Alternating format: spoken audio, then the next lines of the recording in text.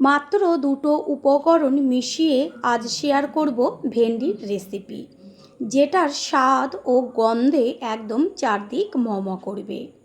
বাচ্চা থেকে বড় সকলেই ভাত, রুটি, পরোটা, লুচি সমস্ত কিছুই এই একটা পদ দিয়েই খেয়ে নেবে। নমস্কার বন্ধুরা, শ্বশুর বৌমা রান্নাঘর অ্যান্ড ব্লগ চ্যানেলে সকলকে স্বাগত।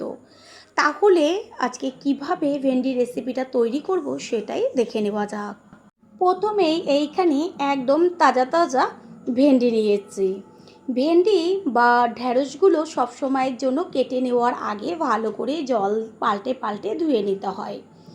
সেই কারণে আমি ভেন্ডিগুলো কেটে নেব, আর তার আগে জল দিয়ে ভেন্ডিগুলো বা ঢ্যাঁড়সগুলোকে 3 থেকে 4 বার হাত দিয়ে ডলে ডলে জল পাল্টে ধুয়ে নিয়ে ফিরে আসছি।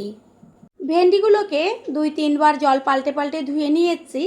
এবার যে জলে ভিজানো রয়েছে সেইখান থেকে ভেন্ডিগুলো জল থেকে সমস্তটা তুলে একটা পাত্রে রেখে দেব।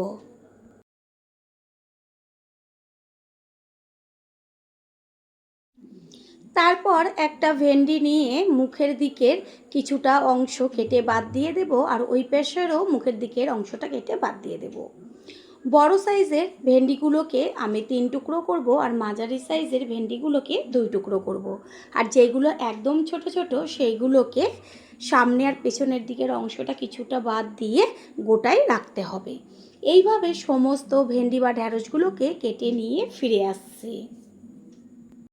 যে কোনো সবজি আমরা যদি একটু ভিন্নভাবে রান্না করার চেষ্টা করি তাহলে প্রতিদিনের সবজির যে একঘেয়েমিটা সেটাও চলে যায়, আর স্বাদও হয় দুর্দান্ত। সকলেই পরিবারের চেটেপুটে খেয়ে নেয়। সমস্ত ভেন্ডিগুলোকে কেটে নিয়েছি। এবার আলুগুলোকে কেটে নেব। এইখানে আমি মাঝারি সাইজের 3টে আলু নিয়েছি। আলু একটা নিয়ে তার গায়ের থেকে খোসাগুলো সম্পূর্ণটা ছাড়িয়ে দিয়ে তারপর মাঝখান থেকে অর্ধেক করে টুকরো করে আবারও লম্বাভাবে 3 টুকরো করে নিয়ে এবার 2 টুকরো করে নেব। মোট একটা আলুকে 6 টুকরো করে নিতে হবে। আর সাইজটা আপনার লম্বাও রাখতে পারেন, আবার বেশ ডুমু করেও কাটতে পারেন। এইভাবে আলুগুলোকে কেটে নিয়ে তারপর ভালো করে জল দিয়ে ধুয়ে ফিরে আসছি। গ্যাসের ওভেনে কড়াইটা বসিয়ে দিয়ে দেব এইখানে কাঁচা মুগের ডাল। এইখানে আমি 3 চা চামচ পরিমাণ মুগের ডাল ব্যবহার করেছি, আর 2 চা চামচ পরিমাণ সাদা তিল দিয়ে দিলাম। মুগের ডাল আর সাদা তিল গ্যাসের ফ্লেম লোতে রেখে খুব ভালোভাবে ভেজে নিতে হবে। দেখবেন যখন মুগের ডাল আর সাদা তিলটা একসাথে ভাজা হচ্ছে, গন্ধে চারদিক একদম মম করবে। আর এটা যখন রেসিপিতে দেওয়া হবে আমি গ্যারান্টি দিয়ে বলতে পারি এর স্বাদ এতটাই টেস্টি হবে যেটা আপনারা খাওয়ার পরেই বুঝতে পারবেন। তারপর এসে কিন্তু অবশ্যই কমেন্ট করে জানিয়ে যাবেন। এটা সম্পূর্ণ ভাজা হয়ে গেছে। এবার একটা প্লেটে ঢেলে ঠান্ডা করে নিয়ে গুঁড়ো করে নেব। ওই কড়াইটায় গ্যাসের ওভেনে বসিয়ে কড়াইটা ভালো করে গরম করে নিয়ে দিয়ে দিচ্ছি সর্ষের তেল। আর এই ভাজাটা একটু সর্ষের তেলে করলেই বেশি টেস্ট হয়। দেব হাফ চা চামচ পরিমাণ সাদা জিরে, আর হাফ চা চামচ পরিমাণ কালো সর্ষে, একটা শুকনো লঙ্কা। এই জিরে আর সর্ষে শুকনো লঙ্কা তেলের মধ্যে ফোড়ন দিয়ে ভালো করে ভেজে নেব। যখন সুন্দর একটা গন্ধ বেরোবে গ্যাসের ফ্লেম লো রেখে এর মধ্যে দিয়ে দেব হাফ চা চামচ পরিমাণ হলুদ। হলুদটাকে মিশিয়ে নেব। তারপর এর মধ্যে দিয়ে দেব কুচিয়ে নেওয়া পেঁয়াজ। পেঁয়াজটা একটু বেশ মোটা মোটা করে কাটবেন। আর এইখানে আমি 2টো মাঝারি সাইজের পেঁয়াজ ব্যবহার করেছি। ভেন্ডি ও আলুর পরিমাণ অনুযায়ী পেঁয়াজটা ব্যবহার করতে হবে, আর পেঁয়াজটা একটু বেশি ব্যবহার করলেই ভালো লাগবে।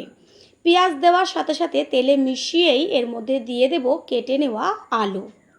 আমি আলাদাভাবে আলুটাকে প্রথমে ভেজে নিতেই পারতাম, এতে কি হবে তেলটা বেশি লাগতো। আর এইভাবে যদি আমি পেঁয়াজের সাথে আলুটা দিয়ে ভাজি তাহলে পেঁয়াজ আলু দুটোই একসাথে ভাজা হয়ে যাবে।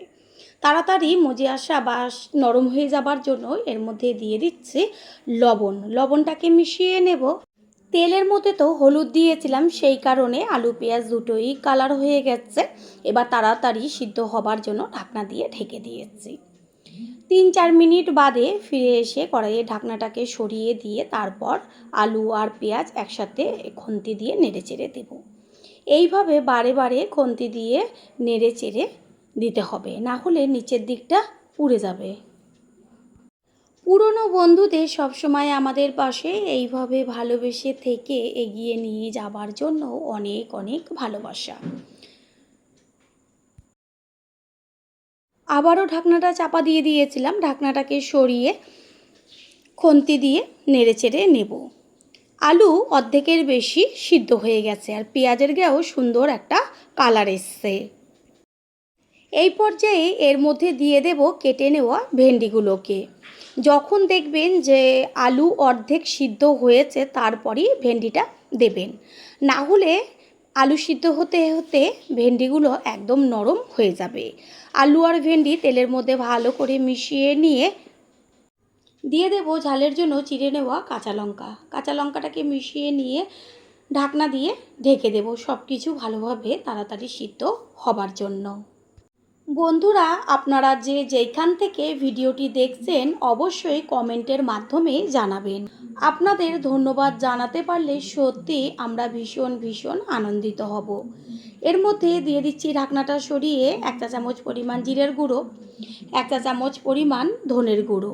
জিরের গুঁড়ো আর ধনের গুঁড়োটা মিশিয়ে নিয়ে তারপরে ভেন্ডি আলুর সাথে একইভাবে ভাজা হতে থাকবে। কোনো রকম এখনো পর্যন্ত আমি রেসিপিটায় জল ব্যবহার করিনি। ঢাকনাটা চাপা দিয়ে দেব। ঠিক এইভাবে গ্যাসের ফ্লেম লো টু মিডিয়াম করে ঢাকনা চাপা দিয়ে দিয়ে রেসিপিটি তৈরি করতে হবে। প্রথমবার যারা আমাদের চ্যানেল ভিজিট করছেন তাদের আন্তরিক শুভেচ্ছা ও অনেক ভালোবাসা। আমাদের রেসিপিগুলো যদি ভালো লেগে থাকে সাবস্ক্রাইব করে দেওয়ার অনুরোধ রইল ও পাশে থাকা বেল আইকনে ক্লিক করলে পরবর্তী ভিডিওগুলো সবার আগে আপনাদের কাছেই পৌঁছে যাবে। কড়াইয়ের ঢাকনাটা সরিয়ে দিয়েছি আর খুন্তি দিয়ে একটু নেড়েচেড়ে নিতে হবে। আলু আর ভেন্ডি খুব সুন্দরভাবে সিদ্ধ হয়েছে। এখানে মুগের ডাল আর সাদা তিলটা আধখানা করে গুঁড়ো করে নিয়েছি। একদম সম্পূর্ণ মিহি গুঁড়ো করবেন না, তারপরে সম্পূর্ণটাই ভাজার উপরে ছড়িয়ে দেওয়া হলো। এবার মুগের ডাল আর সাদা তিলের গুঁড়োটাকে সবজির সাথে ভালো করে মিশিয়ে নিতে হবে। এই সময় এত সুন্দর একটা গন্ধ বেরোবে। আলু ভেন্ডি দুটোই তো খুব সুন্দরভাবে একদম ঝরঝরে একটা ভাজা হয়েছে, সিদ্ধও হয়ে গেছে। আর এটাকে মিশিয়ে নিয়েছি। এবার 2 থেকে 3 মিনিট মতন ঢাকনা চাপা দিয়ে রাখলেই ভাজা একদম কমপ্লিট হয়ে যাবে। 2-3 মিনিট বাদে ফিরে এসে ঢাকনাটাকে সরিয়ে দিয়েছি। সম্পূর্ণটা মিশিয়ে নেব আর এবার গ্যাসটা অফ করে দেব। তৈরি হয়ে গেল আজকের রেসিপি। আশা করি রেসিপিটি ভালো লাগলো, আর যদি ভালো লেগে থাকে একটা লাইক, কমেন্ট, পারলে একটা শেয়ার করে অবশ্যই জানাবেন। আপনাদের দেওয়া একটা লাইক ও লাইকের পাশে থাকা হাইপ আর একটা শেয়ার আমাদের কাছে অনেক অনেক গুরুত্বপূর্ণ। All friend, thanks for watching my video. আপনারা সকলে ভালো থাকবেন, সুস্থ থাকবেন। আবারও দেখা হবে অন্য কোনো রেসিপির এপিসোডে।